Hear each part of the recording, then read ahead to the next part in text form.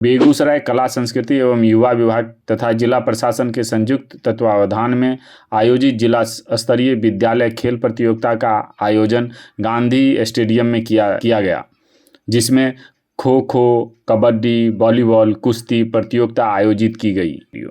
Jagatpura versus पर्रा,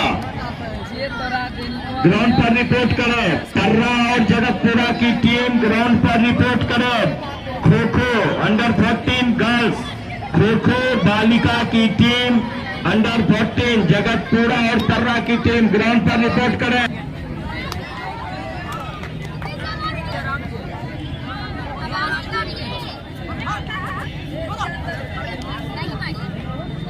और लेके आएगा, मैं वैसे शिक्षक को बुला, उसको हम बुलाए हैं।